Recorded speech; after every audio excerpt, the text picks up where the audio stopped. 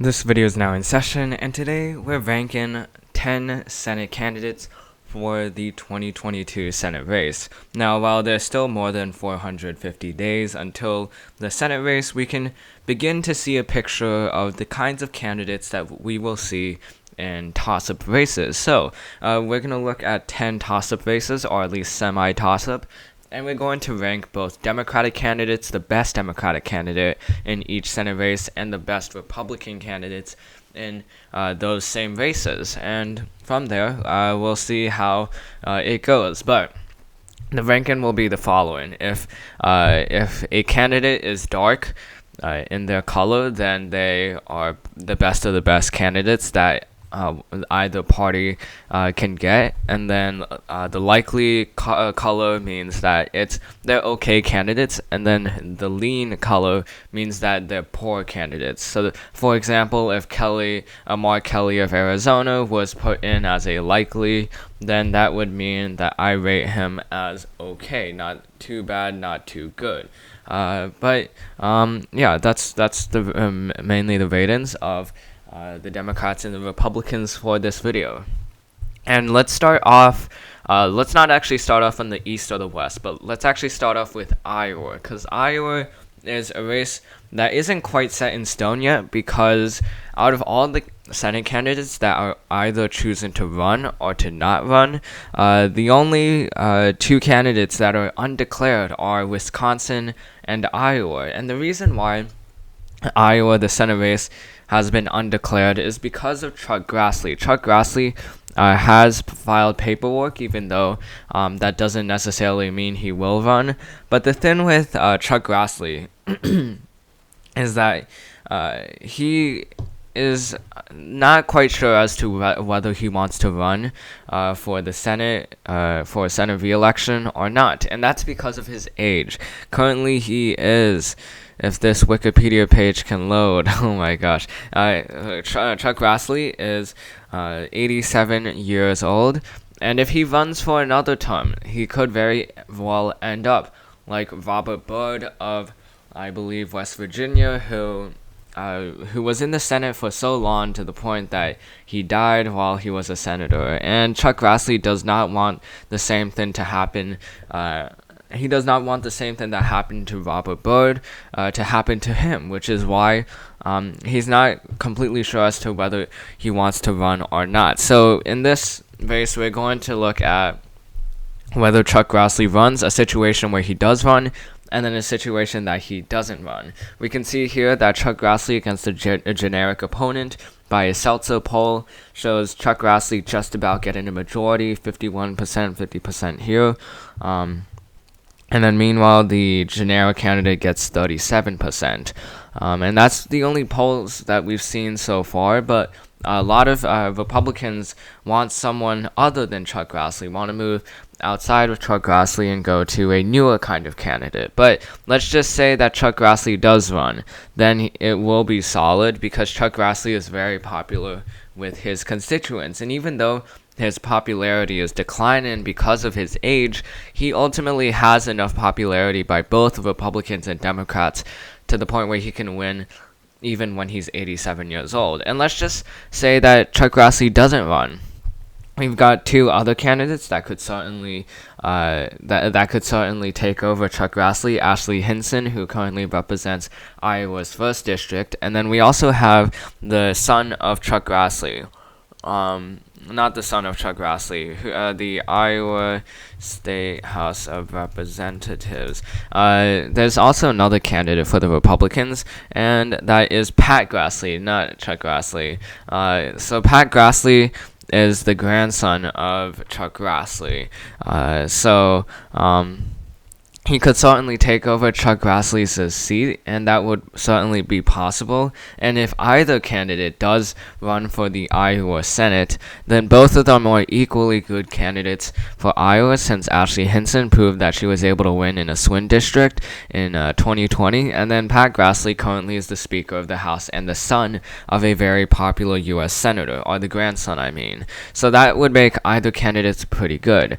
I would say, though, for Ashley Hinson, if she does run and Pat Grassley or Chuck Grassley doesn't run, then that rating would be downgraded to a likely, because Ashley Hinson is not that kind of Chuck Grassley person who's very popular with Republicans and Democrats, but she would still be a good candidate. Now moving over to the Missouri race, and I guess we're doing Republicans first. So for Missouri, I'd say that Eric Greitens currently is the front runner of the Missouri Republican primary, and that is one of the he is one of the worst candidates that the Republicans could actually get. Literally any other candidate would be fine except for Eric Greitens. And the reason why Eric Greitens is such a bad candidate for a state like Missouri, which is pretty Republican, is because of his scandals when he was governor of Missouri. He was governor until 2018, so only for 1 year, actually 1.5 years, but he resigned because of a scandal involving an affair and as well as blackmailing, and there was impeachment sessions held against him, and he was forced to resign, just like Richard Nixon. So with that, Eric Greitens, the thing with the scandal is that he could still win. It's very possible that he would win in a general election because of how partisan Missouri has gotten from 2008. But the thing is, it's most likely the case that Eric Greitens is not a good candidate because of his scandals. When you talk about swing voters in Missouri, there's still swing voters in Missouri. If we look at the 2016 election between Roy Blunt and Jason Kander was not that far off from winning the election, just about 2.8 percentage points away from overtaking Roy Blunt. Around 78,258 votes separate Roy Blunt and Jason Kander.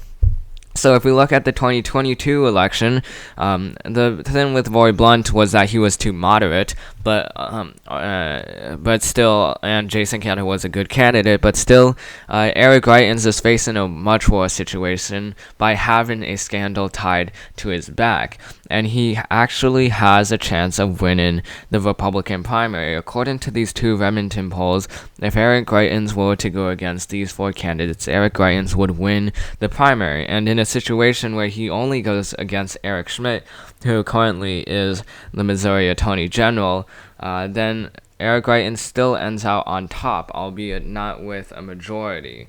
But nonetheless, it shows that Eric Greitens is still popular with Republicans. But in terms of the actual election, in terms of the general election, the poll-ins and the hypothetical poll-ins, if Eric Greitens actually wins the Missouri Republican primary, then he's going against either Scott Sifton or Jay Nixon.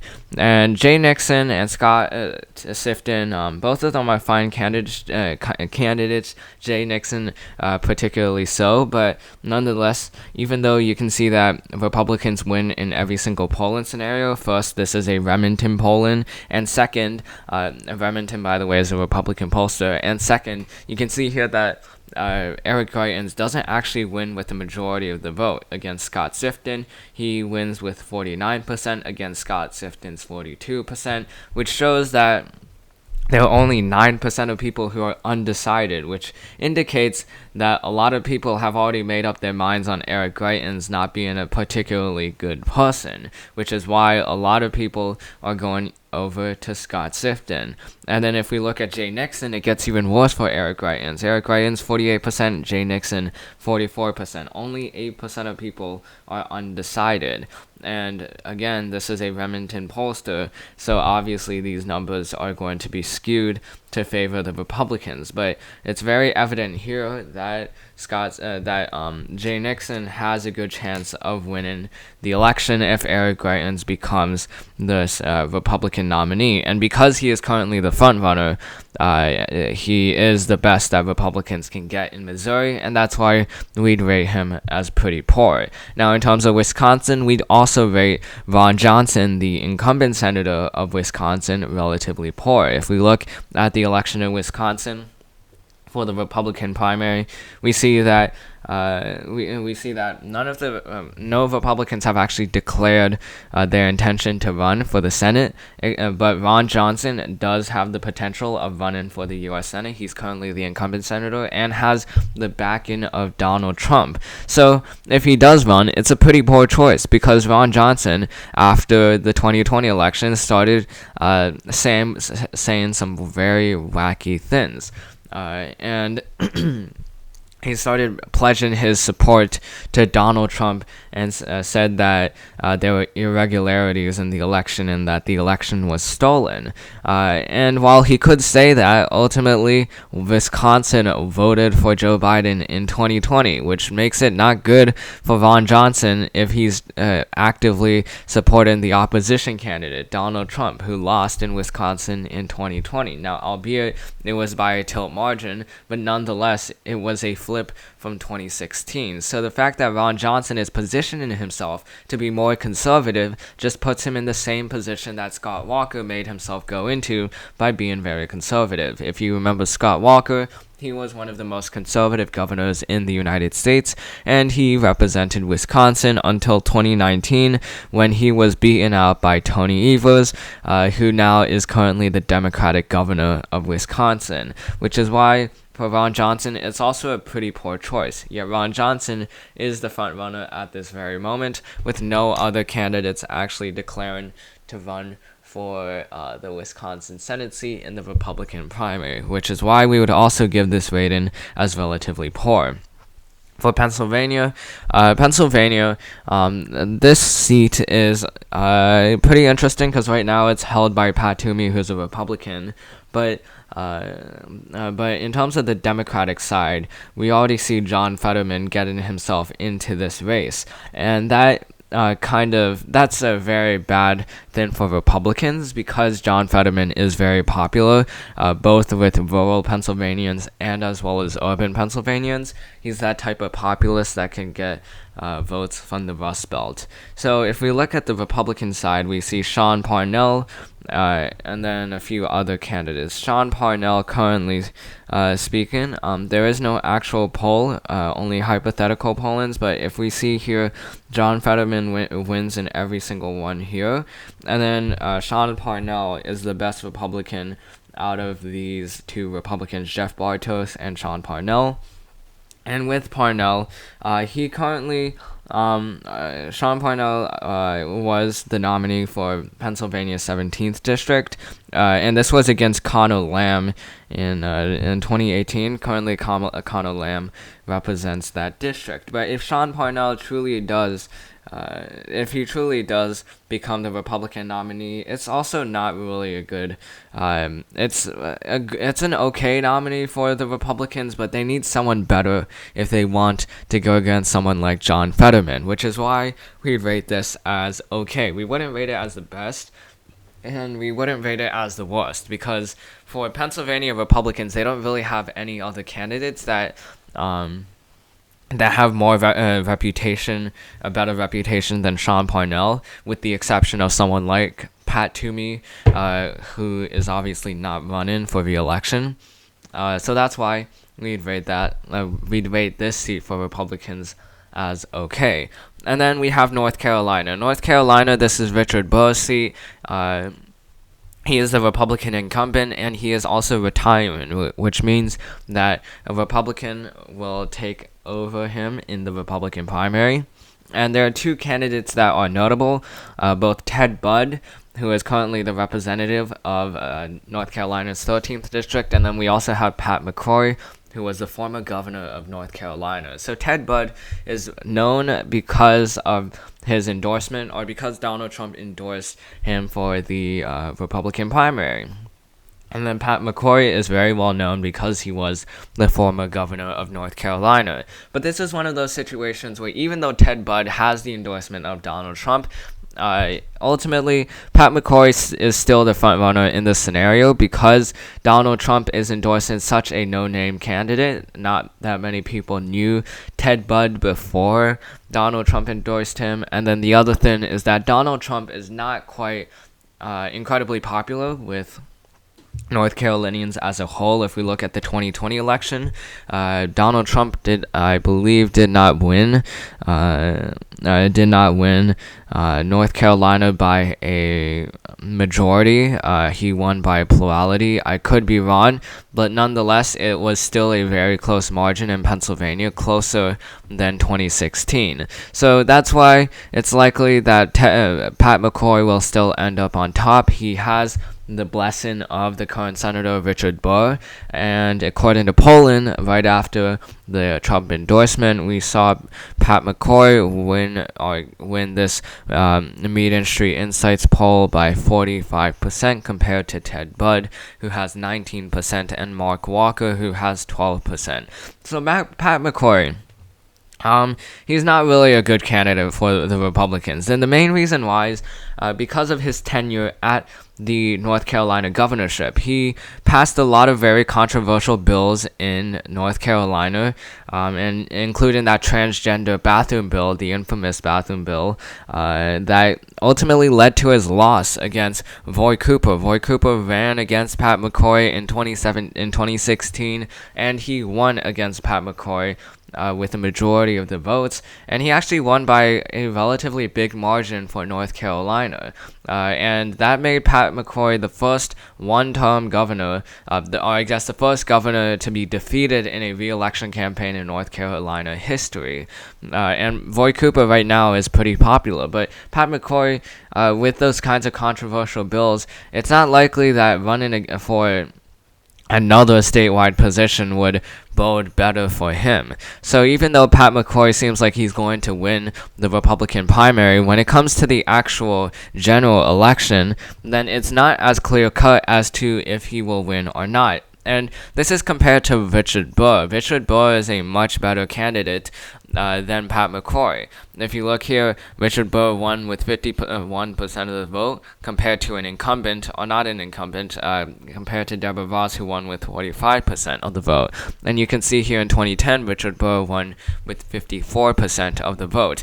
And in 2004, he won with 51.6% of the vote. So he's pretty good for North Carolina politics. But if we compare him to Pat McCrory, McCrory is simply pretty poor.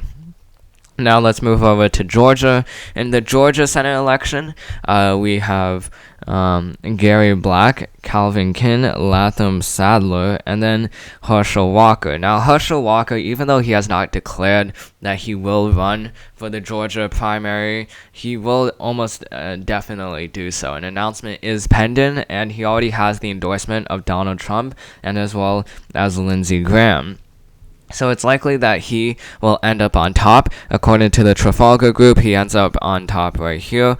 And then if we look at Trafalgar again, Herschel Walker ends up on top. And then this Republican pollster, Herschel Walker does not end up on top, but Doug Collins is not running for this Senate seat, and thus it's likely that Herschel Walker will end up on top, because in Georgia, Republicans are more likely to choose Donald Trump than in North Carolina. So with that, Herschel Walker seems like he will win, and Herschel Walker, compared to any other Senate candidate in Georgia, he's okay, but he's not the best. The thing is, Herschel Walker, he does have the endorsement of Donald Trump, but the main problem for him is that he's not really that much into politics before he was endorsed by Donald Trump. Herschel Walker wasn't really that known for politics. He was more known for football, which makes it all the more odd as to why he's running in the first place besides Donald Trump's endorsement. But nonetheless, it seems like he will be the front runner. There are definitely better candidates like Doug Collins. Doug Collins, if Republicans were able to actually get him to run in this seat, Doug Collins would have a very good chance of winning against Raphael Warnock, but it's not Doug Collins, so it's not really the best. And now, moving over down south to Florida. Florida, currently we have Marco Rubio, and Marco Rubio seems like he's going to win the Republican primary. He has already declared himself to run for another term. And the thing with Marco Rubio is that it's practically the best that Florida Republicans can have. When it comes to Florida politics, Republicans have been doing very well, and it's partly because of figures like Ron DeSantis, Rick Scott, and as well as Marco Rubio. Now, Marco Rubio has not really actually been pretty lucky when it comes to elections. He was first elected in 2010, and in this election, Charlie Crist and Kendrick Meek represented the Democratic side, while Marco Rubio was the sole Republican side. So as a result, Charlie Crist and Kendrick Meek splitting up their votes. If Charlie Crist and Kendrick Meek actually combined their votes into one candidacy under Charlie Crist, then Marco Rubio would have lost. And then we look at 2016.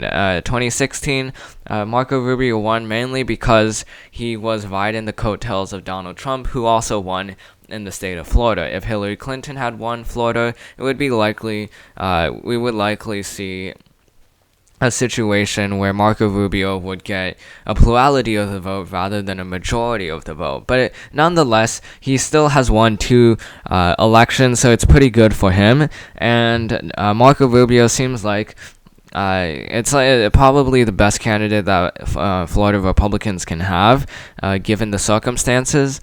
Rick Scott would be a better candidate, but Marco Rubio does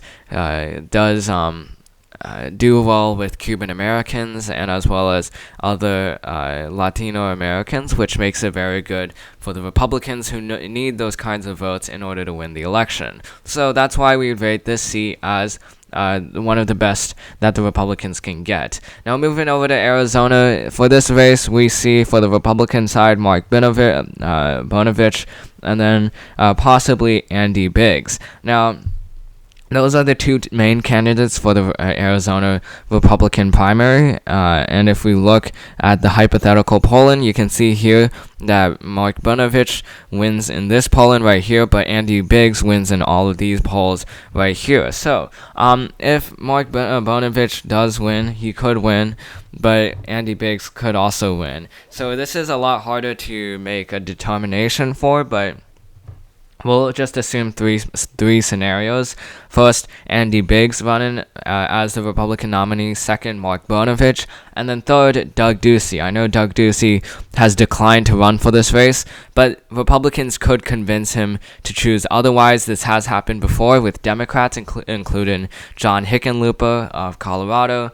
And then you also had Steve Bullock of Montana, who both of them initially denied that they were going to run in their respective races in Colorado and Montana, but Democrats ultimately convinced them to think otherwise. And the same thing could happen here with Doug Ducey. So, starting off with Mark Bonovich. He's an okay candidate. He's currently, I believe, the Arizona Attorney General, and he is kind of conservative, but he's more of that Doug Ducey type. He's just not as popular as Doug Ducey, which is why we wouldn't rate it as solid Republican. Now, if Andy Biggs was to run against Mark Kelly, then that would be a pretty poor choice, because Andy Biggs is incredibly conservative, and if we look at the 2020 election, conservative candidates do not do well. We saw Martha McSally and Donald Trump, both of them heavily conservative members of politics. Both of them lost their elections in 2020, and the thing is, Arizona has not shown to be okay with ultra-conservative candidates. They're more okay with relatively moderate candidates in modern politics. So Andy Biggs would be one of the worst candidates. Now, Doug Ducey. Doug Ducey is very popular with Arizonans, and even though Donald Trump does not like Doug Ducey, nonetheless, a lot of Arizonans don't care about Donald Trump and what he thinks about Doug Ducey. If he does run for the Republican primary, he will almost certainly win that primary, and he would almost certainly win the actual election. If we look at his run-ins as a governor, he won both in the 2018 race and as well as in the 2014 race. So let's look at the 2014 election. You can see right here, Doug Ducey won with 53% of the vote. And if we look at 2018, he actually expanded on that margin with 56% of the vote, and this was in a blue wave year. This was the same election.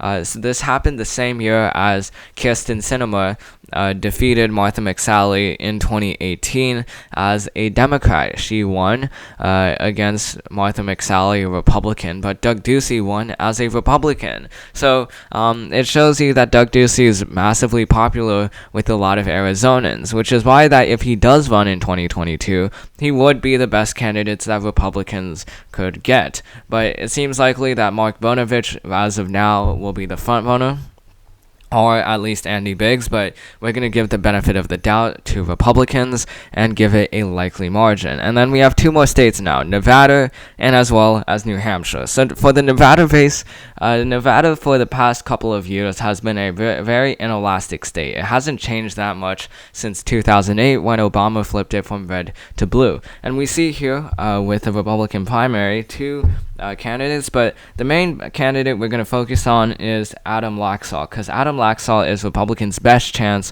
of winning the Nevada race, and he already has the support of Ted Cruz and as well as Rick Scott. So if we look at the poll in here, you can see that he wins against Dean Heller, who I believe was the senator that Catherine Cortez Masto beat in 2016. If we look at this election right here, then you can see that Catherine Cortez Masto it's the 2018 election, sorry, where Dean Heller lost that one. But if we look at the Democratic side, it's mainly Catherine Cortez Masto, and she seems like